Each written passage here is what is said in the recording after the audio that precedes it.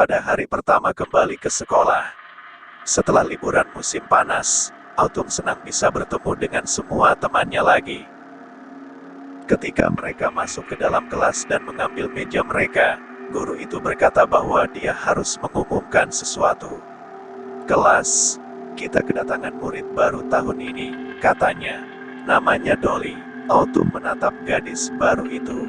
Dia sangat cantik, dengan rambut pirang panjang, mata biru cerah dan kulit putih pucat. Ciri-cirinya begitu halus, sehingga tampak hampir terlalu sempurna. Seolah-olah mereka telah diukir dari porselen. Tahun sebelumnya, Autumn adalah gadis baru di sekolah, dan dia tahu betapa sulitnya itu. Butuh waktu lama baginya untuk berteman. Jadi saat makan siang, dia memutuskan untuk duduk di samping Dolly. Dia ingin membuatnya merasa diterima dan membantunya beradaptasi. "Hai," dia berkata dengan riang. "Selamat datang di sekolah kami." Dolly mendongak. "Oh, terima kasih," dia berkata, suaranya sangat manis dan sopan. "Senang bertemu denganmu. Siapa namamu?" "Aku Autumn," jawabnya. "Saya juga murid baru." "Aku tahu bagaimana rasanya. Anda akan terbiasa." "Ya, kuharap begitu," desah Dolly. "Aku belum benar-benar mengenal siapapun." "Nah, sekarang kamu mengenalku." Autumn tersenyum. "Hei, jika kamu mau, kamu bisa datang ke rumahku sepulang sekolah." "Tentu," kata Dolly, menyeringai lebar. Itu terdengar menyenangkan. Saat makan siang, mereka membicarakan banyak hal. Ternyata, mereka memiliki banyak kesamaan. Kedua gadis itu memiliki minat yang sama, pakaian, rambut, dan rias wajah. Keduanya juga mengkoleksi boneka. Autumn sebenarnya terkejut dengan seberapa baik mereka bergaul, dan setelah hanya mengenal satu sama lain selama 1 hari, dia merasa seperti mereka adalah teman terbaik. Dolly ternyata benar-benar baik, pintar, dan menarik. Dia benar-benar sempurna, seperti boneka. Di penghujung hari, ketika sekolah selesai, Autumn menunggu Dolly dan kedua gadis itu berjalan pulang bersama. Ketika mereka sampai di rumah, Dolly terlihat terkejut dan berseru, "Wow, rumahmu keren sekali." "Betulkah?" tanya Autumn. Dolly melihat taman yang luas. "Ini hanya rumah biasa. Aku yakin punyamu jauh lebih keren." Dolly menyeringai. "Jelas tidak," katanya. Gadis-gadis itu berlari ke kamar Autumn dan bersenang-senang. Kemudian mereka membicarakan banyak hal. Autumn menunjukkan kepada Dolly pakaiannya, rias wajahnya, dan koleksi bonekanya. Kemudian, mereka turun ke bawah untuk menonton TV. Tidak lama setelah itu, Ibu Autumn pulang kerja. "Apakah itu adikmu?" tanya Dolly saat dia masuk. "Saudara perempuanku," jawab Autumn sambil tertawa terbahak-bahak. "Tidak, itu ibuku." "Betulkah? Wow, dia terlihat sangat muda," seru Dolly dengan takjub. Autumn harus pergi ke kamar mandi, jadi dia meninggalkan Dolly. Ketika dia kembali, dia menemukan ibunya sedang duduk di ruang tamu, asyik mengobrol dengan Dolly. "Autumn, temanmu sangat menarik dan berbakat," kata ibunya. "Apakah dia menunjukkan triknya padamu?" "Trik apa?" tanya Autumn.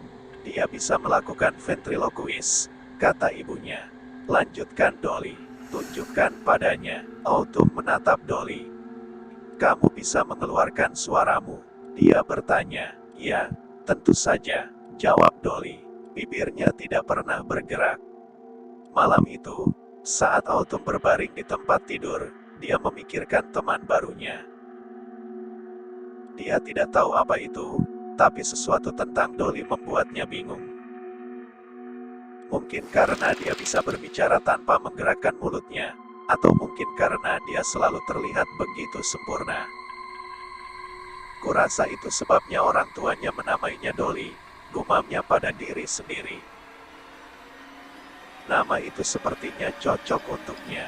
Melihat waktu, akhirnya Autumn mengantar Dolly pulang sampai depan pintu. Setelah Dolly pergi, dia melihat bahwa hari semakin larut, sehingga dia mematikan lampu ruangan bawah dan menuju ke atas. Rasa lelah menghampiri, lalu Autumn segera pergi ingin tidur. Tiba-tiba dia mendengar tawa aneh bernada tinggi. Dia terkejut. Siapa itu? Dia sedikit takut.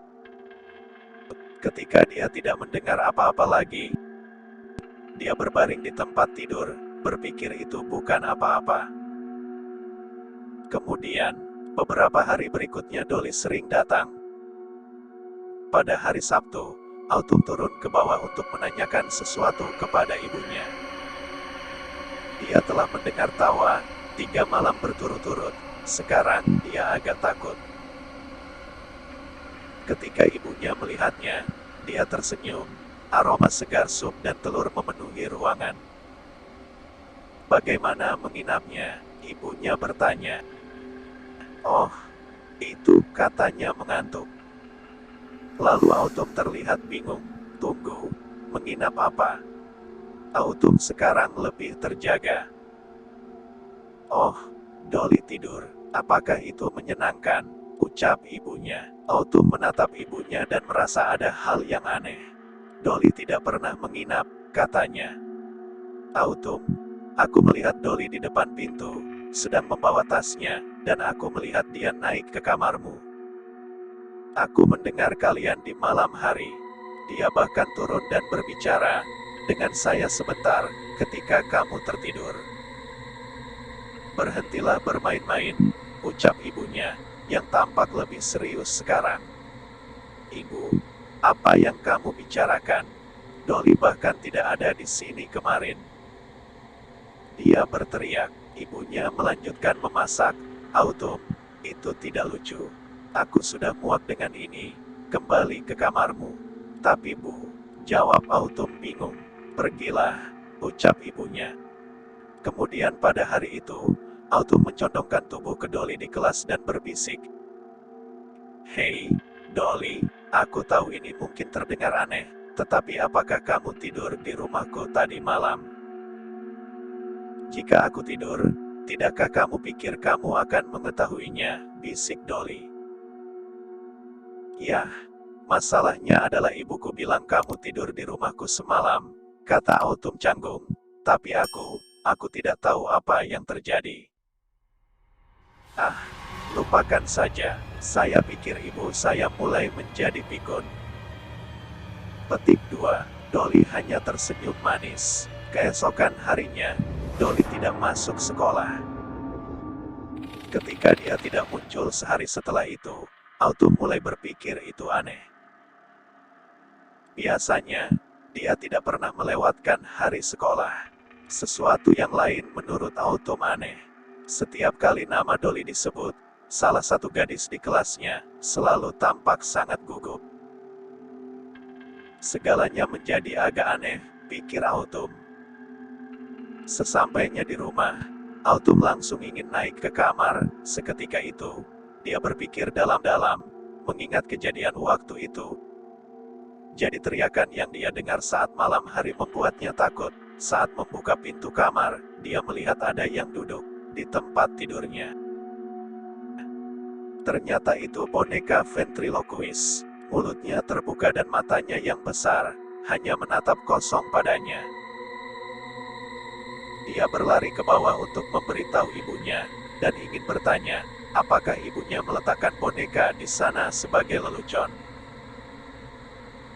Dia berlari ke kamar ibunya, tetapi semua lampu mati. Ibu, dia bertanya, takut setengah mati. Ya, ibunya menjawab dengan suara serak seolah-olah dia sakit tenggorokan. Apakah kamu baik-baik saja, Bu? Aku sedikit flu. Itu saja, jawabnya. Saya takut, ada boneka yang duduk di tempat tidur saya. Bolehkah aku tidur denganmu? Dia bertanya. Tentu, kata ibunya dengan suara berat. Autumn hampir tertidur dan sudah tenang. ketika dia mendengar suara orang tertawa. Dia merasa takut lalu menangis, dan dia berpikir ibunya telah tertidur pulas. Kemudian keesokan harinya ibu tidak ada catatan atau apapun. Dia benar-benar ketakutan. Setelah 2 hari berlalu, ibunya belum juga kembali. Setiap malam Autumn ketakutan dan bingung, karena hanya ibunya keluarga yang Autumn miliki. Dia memutuskan untuk menelepon polisi.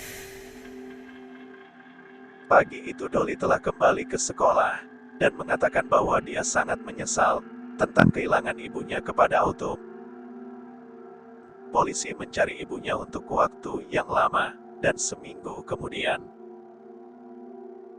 Dolly menawarkan Autumn untuk datang ke rumahnya, agar membuatnya merasa lebih baik. Autumn pun setuju. Dan setelah sekolah mereka sepakat pergi untuk menginap. Waktu berlalu, akhirnya mereka sampai di rumah Dolly. Rumah ini lebih besar dari rumahku. Lebih tepatnya ini adalah istana, ucap Autumn dalam hati. Apa itu? Autumn bertanya ketika Dolly memberinya tur. Dia menunjuk ke sebuah pintu. Tidak ada, kata Dolly keras. Maksudku, suaranya Dolly menjadi manis lagi. Itu ruang kerja ibuku. Jadi, jangan masuk ke sana. Oke, ucap Autumn. Singkat cerita, malam pun tiba. Malam itu, Autumn bangun dan harus pergi ke kamar mandi, jadi dia berjalan ke bawah. Rumah ini benar-benar besar, gumamnya. Seseorang bisa dengan mudah tersesat di sini, ucap Autumn. Dia menemukan apa yang dia pikir adalah kamar mandi, dan membuka pintu. Saat pintu dibuka, dia menyadari bahwa itu adalah ruang kerja Ibu Dolly. Dia hendak meminta maaf jika ada orang tua Dolly di ruangan itu. Ketika dia melihat sesuatu yang aneh. Alih-alih kantor, itu adalah tangga yang mengarah seperti ke ruang bawah tanah. Autumn sangat merasa penasaran dengan keanehan Dolly, dan dia ingin menyelidikinya. Tangga ini terlihat berdebu tidak terurus. Sepertinya tidak ada seorang pun di sini, katanya sambil berjalan turun. Hari sudah sangat gelap. Autumn pun terus turun menyusuri anak tangga, dan dia mulai ketakutan. Akhirnya dia tiba di lantai bawah, dan mencari saklar lampu. Dia menemukan satu dan menyalakannya. Cahaya itu berayun, maju mundur dan berkedip, hingga pandangannya kurang jelas, dan dia sangat terkejut melihat sekilas yang ada di sana. Apa ini? Mata Autumn melebar saat dia melihat mayat manusia itu di mana-mana. Senar yang akan Anda temukan pada boneka ada di atas langit-langit bangunan ini. Ada mulut manusia yang dirobek seperti boneka. Dan beberapa dari mayat tersebut masih dalam tahap pembedahan. Banyak daging manusia yang membusuk dan telah terlepas dari tulangnya. Bongkahan rahang digantung, tersusun dengan rapi dari ukuran anak kecil sampai dengan dewasa.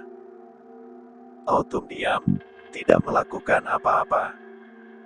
Dia bisa melihat bongkahan tulang pundak dan punggung di sana, tempat untuk memasukkan 4 tangan dan membuat mereka berbicara. Kemudian dia melihat sesuatu yang lebih buruk dari semua ini. Dia mulai menangis pelan, ketakutan setengah mati. Tiba-tiba, dia mendengar suara Dolly di belakangnya, dengan beberapa boneka hidup, dan boneka itu pernah berada di kamarku, sebelum ibuku hilang. Lalu Dolly berucap, bukankah aku sudah memberitahumu untuk tidak turun ke sini? Seperti ini ruang kerja ibumu, ucap Autumn, sambil menahan tangis. Tentu saja tidak, lihat, kata Dolly sambil menunjuk boneka manusia yang tergantung di pojok. Yang ini dipoles dan benar-benar tampak seperti kayu. Itu mahakaryaku. Dan itu adalah Ibumu Autumn. Ini studio seniku. Lalu Dolly tertawa dengan senyuman haus darah. Apa? Autumn mundur dengan gemetar ketakutan.